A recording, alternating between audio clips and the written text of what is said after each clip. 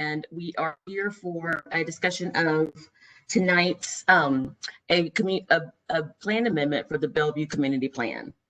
I want to say to start off, if you have called in, and it looks like there's maybe one or two of you and have access to a computer, you can go online to mpc.com or nashville.gov/mpc and scroll down to the page so you see the our events window, and then I'll give you a link to be able to watch this online. I think it should be running on Metro Nashville Network. I know we're recording this meeting and it should be on Facebook Live. So if those are two other options you can look at for finding this video, otherwise you can watch it online after the fact. This is the second one of these we've done, so we may run into a few hiccups, so just bear with us and we'll do the best we can and we'll get through this together. I'm not doing this by myself, thank goodness, because this would be a disaster otherwise. So I have several members of the planning staff with me. From the planning department, we have Amelia Lewis, who is reviewing the rezoning request that is accompanying this plan amendment request. Greg Claxton, who is my manager and leading the community planning and research team. And Anita McKay, who is another community planner with our team. And then last but not least, Laura Hardwick, who is a research planner who is running our polls and different things. From the applicant team, we have Roy Dale from Dale and Associates, and we also have Councilmember Rosenberg with us as well. Councilmember, would you like to say anything to the group before we get started? Sure, thank you so much, Stephanie, and thanks for putting this together. For those who aren't aware, this is a piece of property across the street from the public shopping center on Highway 100 next to the church. There's been a rezoning request to place to put a Las Palmas there. They would be moving from the Kroger Shopping Center over, and there's a small community plan amendment that comes along with us, which is the stated purpose of this meeting. I'm eager to hear from neighbors, their thoughts on this property becoming a commercial site. It is, of course, right there in a commercial corridor, but it's also a property that's residential right now. So I'm looking forward to hearing the discussion. I appreciate everybody who's been working on this. Okay, thank you, sir. Let's see if I can get my stuff to work again. Okay, so meeting logistics. As we said, there is a link on the Bellevue Community Plan page to get you to this. Of course, it's not clickable, so I apologize for the long link, but it's what we have at the time. We are running on Metro Nashville Network Channel 2 and Facebook Live. Right now, we have your audio muted unless you're a participant, and then we can unmute you as needed be. If you have joined on the phone, unfortunately, we can't take your questions right on the phone, but if you want to email me or contact me or give me a call later and and I can answer your questions ahead of at that point. We do have a Q&A panel on the app. And so once we get to that point, I'll show you the next slide to show you how to raise your hand to be unmuted to ask a question when that time comes up. And so, like I said, this is being recorded and will be on our YouTube channel after everything's done. Let's see. Okay, so as I said, here's the kind of interface you may have on the right-hand side, typically on the right-hand side of your screen if you're using the WebEx app. And you'll see beside your name a little button where you can click and raise your hand. And so that's how we identify who has a question and can get them in queue to be able to answer their question verbally. If you don't want to do that, you can also, I don't know if you can see if I'm clicking the wrong button.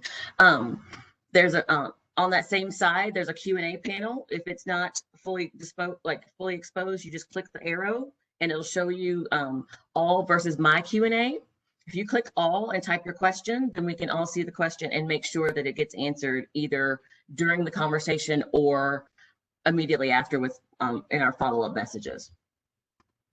Okay, so the purpose of this meeting is to talk about a community plan amendment. We'll talk about that, the details of the particular site, the community planning and background information for the area, policy and zoning, the difference between those two, a little bit more about the proposed plan amendment. The applicant will be able to give their thoughts and their comments about the on the project, and then we're going to give have time for questions and discussions.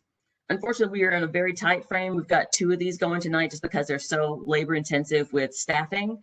As you notice, we have like 8 panelists and maybe 6 people participating in the meeting. So you can get an idea of how much work goes behind making sure that all this runs smoothly. So we have a hard cutoff at 6:30. If you have anything that doesn't get covered by that, please, please, please email or call me and I can answer any questions that you may have. Okay, all right, so what's that? Okay, so why are we here? To discuss the request to amend the Bellevue community plan for 2 properties on Highway 100. They face on Highway 100 at the southwest corner of Highway 100 and Temple Boulevard. So we're going to describe the proposed change of the plan amendment, explain the process for the change, and then gather any feedback from you guys. That's what this is for. And then once all this is done, I'm writing a report to give a recommendation to the Planning Commission. Okay, so again, here's the site. It's highlighted in red. There's 2 parcels. They're very heavily wooded. It's at that intersection that Councilman Rosenberg spoke about. There's the Publix to the north. There's a Kroger further down on the west with the church right beside it. Let's see. So just a view of the property facing onto it from Highway 100. So why are we here?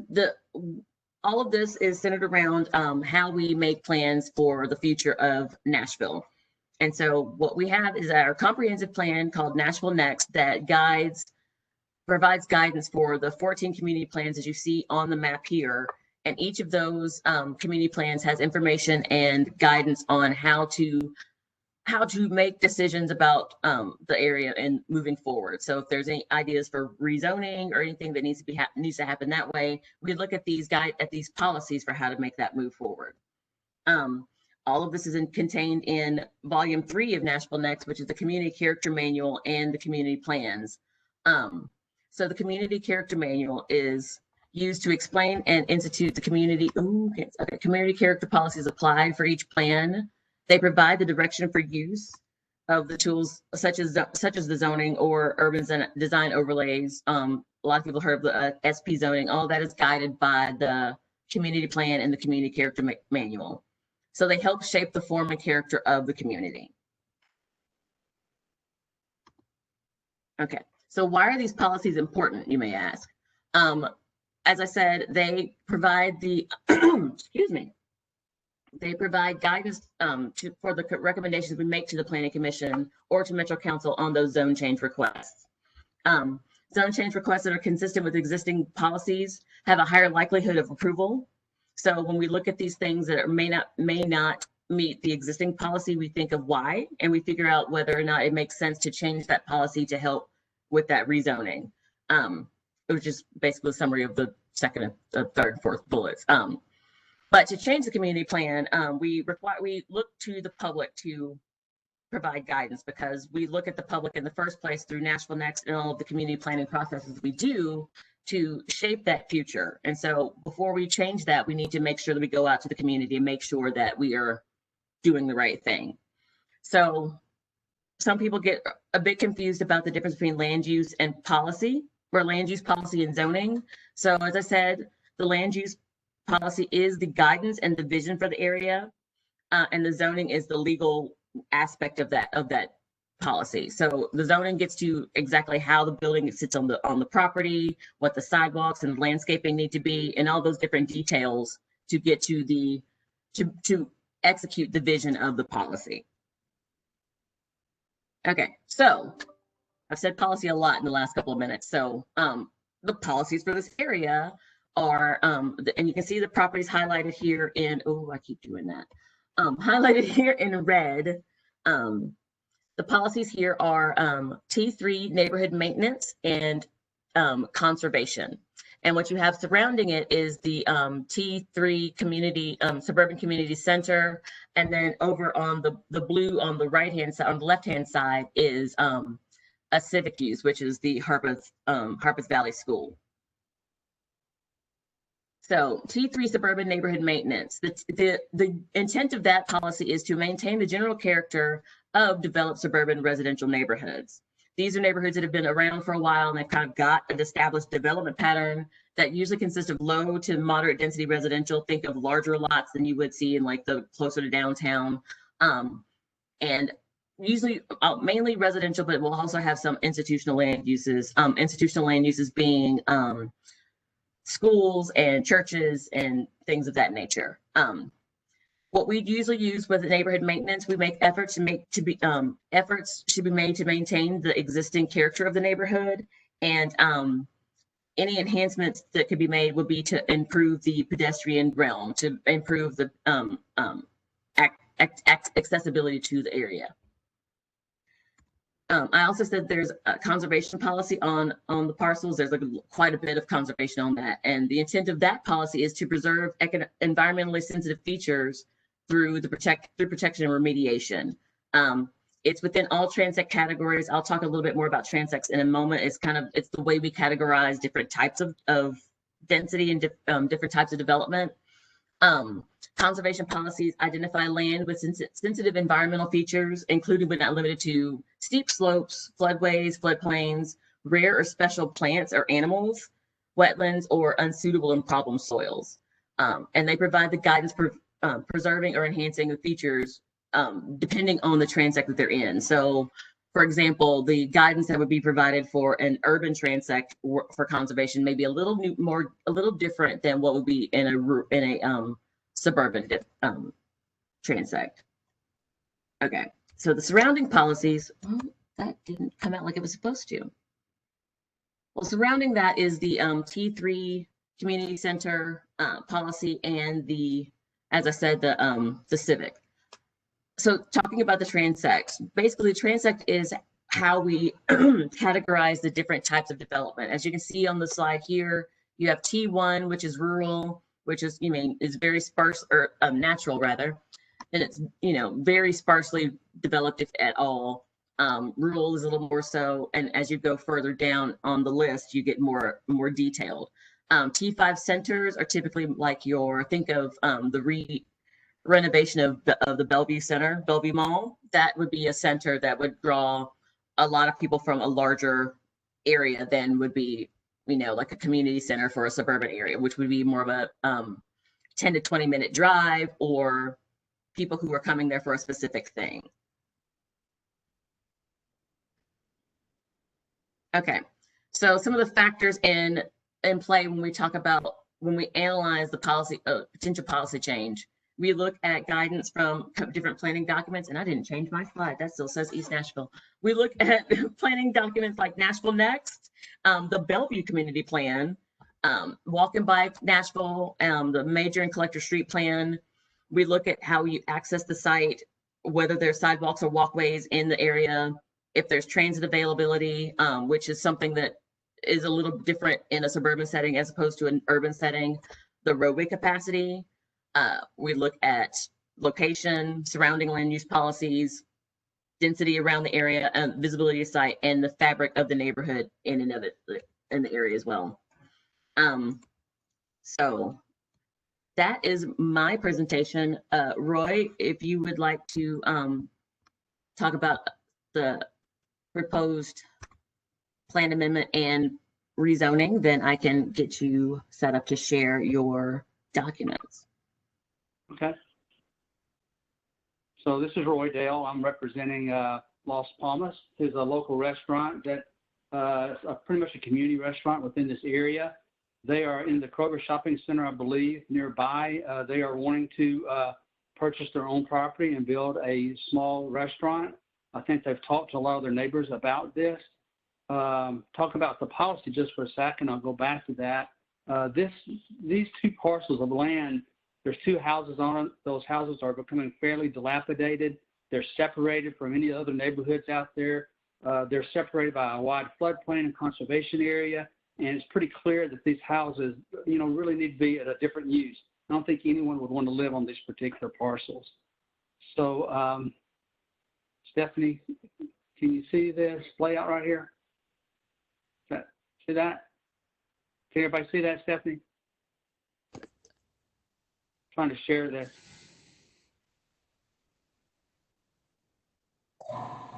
Stephanie, do you need to shift the presenter function to your I'm right? doing it Okay. now. One All right, second. there it goes. Did it show up for a second? And go back to share again. And see Okay, if I Roy, can you find- good to go. Yeah, Roy, share your screen, share your content. It's a button Yeah, along I'm the trying bottom. to find it again. Wait up for a second. It looks like an arrow, a box with an arrow pointing. Yeah, at the See bottom that? of the screen. Right, I did that.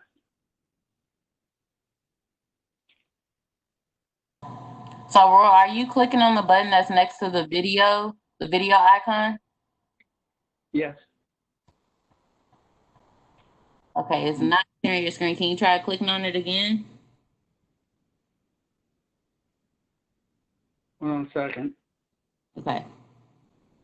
There Did that you. work? Yes, it did. All right. Right. So Yeah, there you So go. this is the proposed Las Palmas restaurant. More or less where my hand is, that's right, that's where the floodplain is. So all of this area in here is floodplain, and it more or less protects the communities on the opposite side of this tributary. So it's just a small area of property that's outside of the floodplain. It's clearly surrounded by all these commercial uses. So Las Palmas wants to build a 6,400 square foot restaurant, and that's approximately how it sits. It doesn't look like the right plan though, Dave. I've revised this plan to rework this parking so that it doesn't have all these dead end spaces, more or less, but the restaurant sits in its current location. It has its access point off of Highway 100. It does not conflict with any of the two access points across the street. A traffic study has been completed. It's been turned into planning. It's been approved by traffic and parking for the access that's going to occur right here. Pavement widths will be widened here.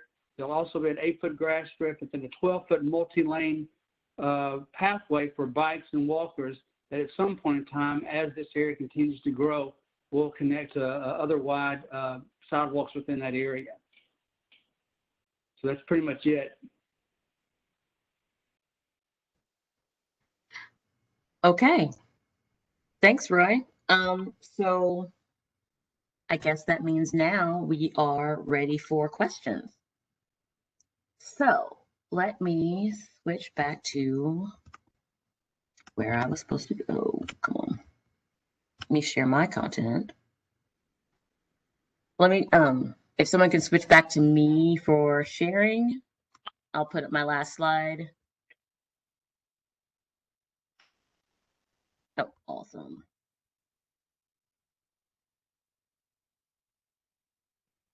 Okay, so after hearing all of this, we want to hear what you think about it. So if you need to look at it again, the recording meeting will be on the planning department's Facebook page in the next day or two. If you after this, actually, let me just back up. I am going way all over the place. Okay, so the recorded meeting will post as soon as it's over, or as soon as we can get it set up and online. The planning commission meeting for this case is for July 23rd, and that would be for the plan amendment as well as the rezoning request, which is an SP rezoning. If you have any comments or questions, feel free to email me or give me a call. My number is on the screen. My email is there as well. After we're done with the Q&A, I would like or at this point now, if you want to scan the QR code or go to the URL that's listed, and give us your feedback on this plan. If you like it, don't like it, and also make sure that you please give us your contact information so that we can keep up with you and give you updates as this case moves through the planning commission. So with that, do we have any questions? Let's see, participants. We don't yet, Stephanie. No one's Okay. written it yet. Okay, let me see. Does anyone have their hand raised and want to ask out loud? Roy, you have your hand raised. Did you have something else to add? I've got I don't know if it really makes any difference, but I have the corrected plan if you want me to show it. Okay, we can You switch. can go back to share content, try that Yep. again. Tell me when you're ready. Is that it? Let me see. Yep, you got it now. I'm hoping this is it. No. Same plan again. Oh my goodness. No, that's it, Roy. It's the right one. No. Oh, Amelia it is. said Okay, yeah. good. Yeah, Yeah, so that's you right, see on Lloyd. this- Thanks, Dave. You see on this plan how the circulation has been modified so that it doesn't have all these dead ends. You got good circulation within the site. So that's one of the improvements that the council member had suggested we make, and that change has been made. And if I zoom in, you can probably see also where there'll be an 8-foot grass strip here, and there's a 12-foot wide multi-path lane. It really sits well back from the Highway 100, and at some point in the future, I think Metro has proposed a major, walkway going along down through here for people to be able to bike or walk or get on access to the greenway. So that's also being incorporated into this plan. Thank you. Thanks, Roy. Okay, I have a request to go back to my slide about how to raise your hand. So if I can have presentation, if I can share my screen. We won't switch back and forth like this on the next one, I promise. Actually, I can't promise. It's not my show. Okay, let's see. Oops. Really? Okay. This way.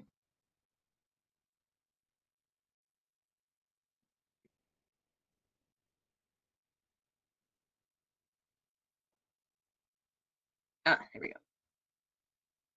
Okay, so as I mentioned, beside your name, there'd be like a little icon where you can click in the participant list or in attendee list to make sure that if you have any questions, you can raise your hand.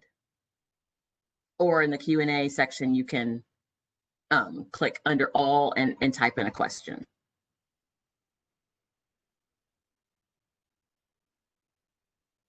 Anybody? Bueller?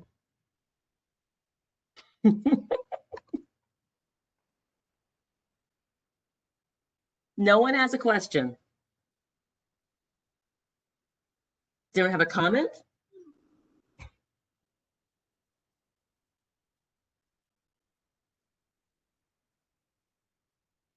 Roy, did you raise your hand again, or is that like a?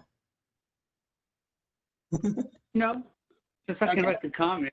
I just want to thank you, Stephanie. I want to thank the council member. I want to thank y'all putting this together. I know y'all work endless hours on this. Very difficult times right now, and I appreciate what you've done here to set up this meeting. And I really think they're working out quite well. And a lot of these, it actually allows a lot of people in the community, although we don't have anybody here right now, to really be involved in a process. And so I just want to thank you for that. Thank you very much. Well, we try to do our best. Yeah, I've also got to say that it's been nice being able to do these meetings and have people be able to participate without the burden of going out in person and the logistics that come along with that. Stephanie, could you just mention briefly how this meeting and the public hearing on the 23rd are noticed to the public? Oh, sure. So this meeting was noticed about 13 days in advance. We sent mailings out to about 200 people within a 1,300-foot area around the site. And so with that, then you got the notice in the mail to and how to participate online. We put it on our website, and I looked at trying to find different agencies or different departments or organizations within the area to promote the meeting as well, but I didn't see anything that was fitting within that immediate area, which that's something that we typically do. Sometimes we'll have notices for the rezoning. The notices were put out on the site. I don't know if and those call into will give you information about how to participate at the public hearing at the Planning Commission.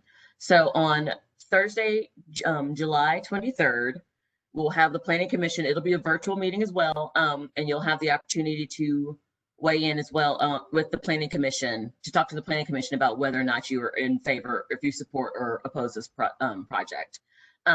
Based on the information I'm gathering tonight, I will finish up my recommendation to the Planning Commission as to whether or not to approve or disapprove this plan amendment change. And that presentation will be ready the Friday before the Planning Commission meeting for people to review.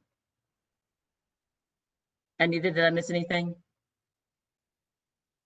No, just always remind people to check our webpage Yeah. at nashville.gov/NPC, because cases often move around and are deferred. And before you, right now we're doing virtual meetings, but with in-person meetings where you take your time, make sure the case is on the agenda as it gets closer to the date.